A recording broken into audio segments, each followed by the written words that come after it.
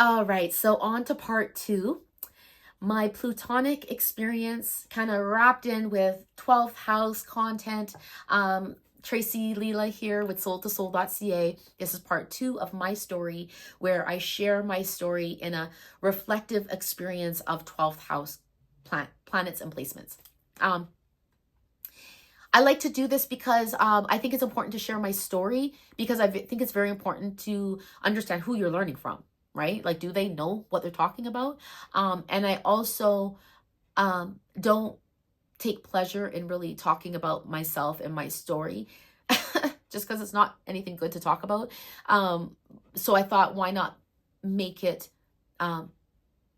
for you in a more reflective experience, in a more astrological way, so you can really begin to understand how that experience is reflective from the transits of the planets and how that's reflected down into celestial or terrestrial energy here on Earth. Okay. So my Plutonic experience, the last video, part 1, I ended it out at 13 years old, where I had this sense of knowing that as I looked at the low income housing co-op, it's called Red Door Housing, this is not going to be my life. I just had this knowing. And so where was I to go but to the streets? So here's where my Plutonic experience started. I spent a lot of time just roaming around on the streets, getting drunk, getting high, having sex, running around with a bunch of guy friends, because majority of my friends were guys, running away from cops, just doing a bunch of stupid shit because I didn't want to be home because my mom was there and she was drunk. And I knew she would just be getting more and more and more and more drunk. So the experience would be worse. So where else was I to go?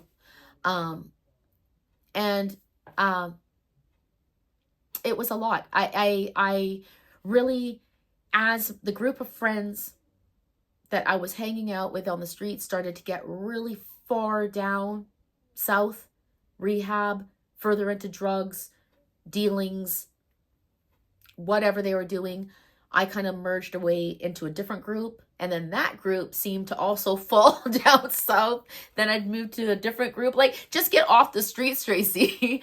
No, but eventually I ended up creating and finding a group of more girlfriends than guy friends. I got myself off the streets. And I also got myself out of the home at 19. That sounds great and everything, but it comes with its challenges, because I grew up in a toxic home of alcoholism for the first 19 years of my life. And if you have ever know anything about growing up in a toxic home for that many years, especially as a child from birth, the critical years where you're growing and learning, you will realize that when you remove a person from that environment and now put them in a peaceful environment, you now awaken to all the chaos that's going on within your head, within your heart, within your body. What's happening?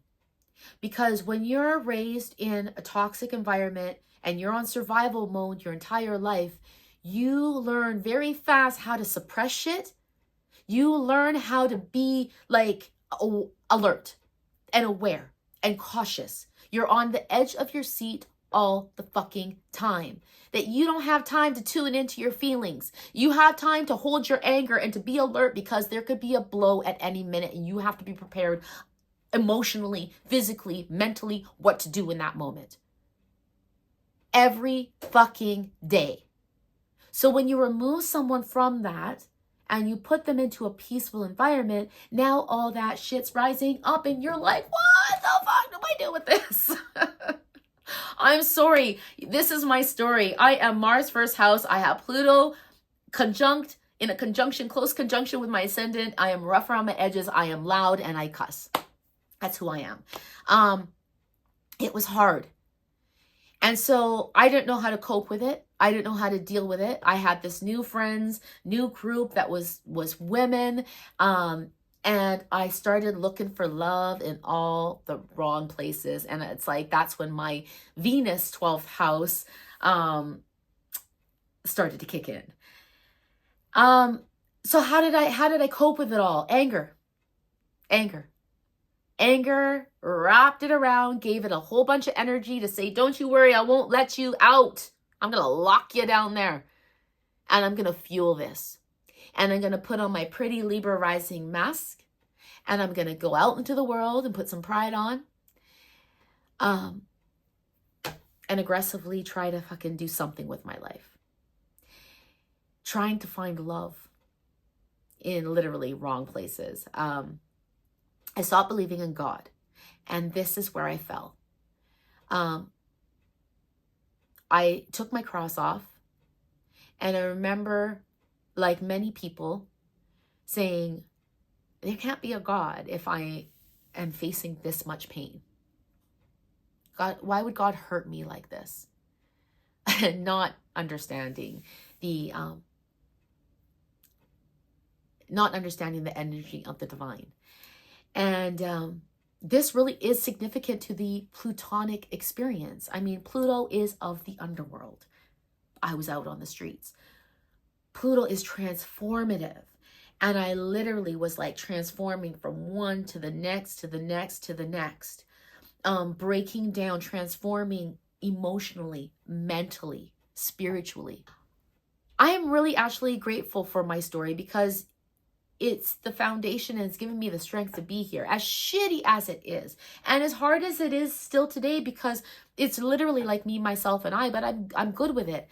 I am just grateful that I am able to be here to help other people because I understand how hard this shit is, you know? I've learned to make joke of it because, I mean, what else can you do? So my 12th house Venus, was broken, looking for love in all the wrong places. I was in so much pain. I have faced incredible depression, for a long time. I know that melancholy, nothingness state, very, very well. I have had suicidal thoughts pretty much my entire life. I can remember from about 13 years old. I attempted to commit suicide at one point, but I didn't follow through because I was too fearful of following through with it, of the pain that it would have, I would have endured in the process of it. Yeah, I've been through the darkness of the 12th house, and I have risen gratefully and thankfully. But this is the Pluto transformation. I was broke. I was suffering, struggling financially. I had no help. Nobody helped me heal. I didn't really have support from anybody. I didn't feel like I would belong to anybody. I was never validated. I hit myself a lot. There was a lot of self-destruction. And I'm going to be completely honest. This is 12th house. And this is the reflective experience. And this is the real suffering that a 12th house person goes through. And this is why I say that optimism just doesn't fucking work for us. And it really actually irritates us more than anything because it also minimizes the pain that must be looked at, assessed, gone through with the right intention in order to heal so you can be here like me and to be of service to people who you need to be of service to. A landmark that really made a difference in my healing, and this is where I'm going to finish it up here. The landmark was at 19. I was given, I moved out at 19. It wasn't at 19. It was probably around 2021. I was given a book called Beyond Potential. And I was newly into the hair industry of cosmetology. And I was given a book called Beyond Potential. I actually have it here. It's such a great book. This one. Look how old it is. I love this book. Steve Stefano. He is the founder of Joico. And this book made me put my cross back on. This book, it was so inspiring to me. I remember taking my cross, and before I put it around my neck, I was raised Roman Catholic. I am not Roman Catholic today. I am not of any religion. I am a free spirit. I am not of any religion under the Christian umbrella. As I said, I'm a free spirit. but I have a direct connection with divine energy. I'm a spiritualist, and I'm highly based on the foundation of unconditional love and compassion. That's where I stem from. And so when it's like I knew this already at this point. I can say that now, but there's no way I could have said that to you before. But I put my cross, I took it, and I remember holding it and saying, this time, I'm going to have faith in me, in myself, and I'm going to go inward instead of believing and having a faith in something that's outside of me. And that was my thing to myself, and I put my cross back on, and it was like the second I put it back on, my entire life changed. And at that time, I wasn't believing in God, and although the cross does symbol a Christianity, at the end of the day, it's the symbolism of the faith. The symbolism of the faith that I decided to come back to, but in a way that would nurture me, and that I would have to go inward to really heal myself. And I'm so grateful for that moment. And that really is it's a landmark. It's a healing landmark. Just like at 19 years old, that marked the beginning of my healing journey. And then this marked another mark of my healing journey. And there's multiple marks along the way. And this is the beauty of it. And this is how we evolve. With each one, we evolve. And so it's really key to actually be aware of that when you look back through your life path. And before I end it out after that, before I move on to part 3, I'm just going to end it with some loss that I had after this, after putting my cross back on. 12th house people, things seem to be taken from us all the time, especially if you have a stellium. Just like things are always being taken away from you. And so shortly after I put my cross back on, I started to lose a lot of people in my life. I already had lost that monumental person to him taking his own life.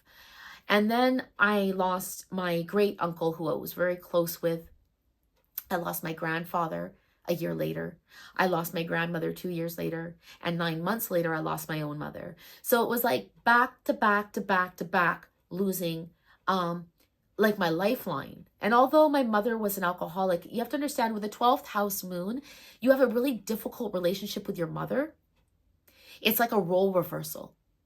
And oftentimes I had to parent her, take care of her emotional needs. She was never there for me emotionally. I had to be there for her emotionally though. And so there's this role reversal, but at the same time, there's a bond. And even though the hell that my mother put me through, she also provided a roof over my head and food on the table with the little that she had. And for that reason, I respect her. And I've always respected her. And I've always held a little bit of respect for her for that. And there's still a bond there is what I'm saying. So losing my lifeline like this was just like, what now what? You know what I mean? Yeah. Heartbroken. So, this, I hope you really see like the reflective qualities between the Plutonic experience and the 12th house and the 12th house Venus, how it all plays out in your life experience. I also want to say with Pluto, I thank God Pluto is not exactly on my ascendant, because Pluto can really cause extreme turmoil in a person's life if it's really close or right on certain points or aspects within your chart. Remember, Pluto is underworld and Pluto is destructive. The objective and the long-term recovery is for death and rebirth, which is like a metaphysical. But in the 12th house, or it could be other houses, the 6th house or the 8th house, there could be real life detriment experiences. And so, again, all connected to the evolution of our soul. But sometimes it's not always in a pleasant experience. And so Pluto really is, I feel like it's more,